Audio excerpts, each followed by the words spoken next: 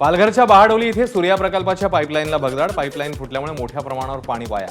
वसई विरार महापालिकेच्या भोंगळ कारभाराचा वसईकरांना फटका. यवतमाळ जिल्हाधिकारी कार्यालयातील महसूल भवन इथे पालकमंत्री संजय राठोड यांच्या हस्ते शासन आपल्या मोबाईलवर उपक्रमाचं उद्घाटन. जिल्हाधिकारी विकास मीना यांच्या संकल्पनेतून शासन आपल्या मोबाईलवर उपक्रमाला सुरुवात. अंबाजोगाई येथील ऐतिहासिक आणि प्राचीन संकलेश्वर महादेव मंदिर राज्य संरक्षित स्मारक म्हणून घोषित. त्यामुळे ऐतिहासिक मंदिराच्या संवर्धन आणि संरक्षणाला मिळणार चालना. पर्यटन वाढीलाही होणार मदत. धाराशिवच्या येरमाळा येथील श्री येडेश्वरी देवीच्या चैत्र पौर्णिमा यात्रेला सुरुवात. लाखो भाविक येरमाळ्यात दाखल. यात्रेतील चुनखडी वेचण्याचा उद्या मुख्य कार्यक्रम. देवीच्या पालखीवर करण्यात येणार हेलिकॉप्टरने पुष्पवृष्टी.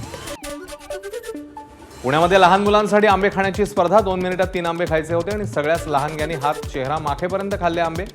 मनसे शहर सचिव रवी ससाणे यांच्या मार्फत स्पर्धेचं आयोजन.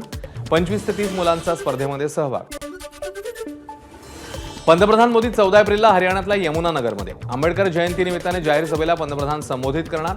पंतप्रधान कोट्यवधींच्या विकास कामांची पायाभरणी देखील करणार.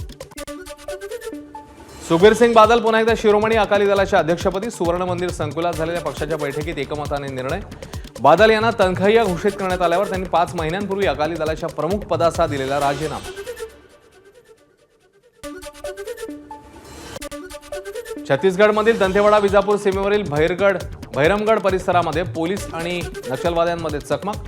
सैनिकांनी 2 नक्षलवाद्यांचा केला खात्मा. दोघांचे मृतदेह आणि शस्त्र जप्त. ठार झालेल्या दोघांपैकी एकाचा विजापूरमधील आंबेली स्फोटात सहभाग असल्याची ही माहिती.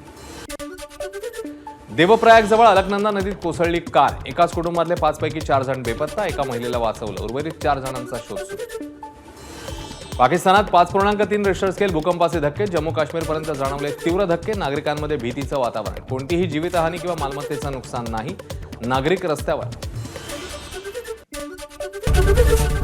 एबीपी माझा, उघडा डोळे बघा नीट.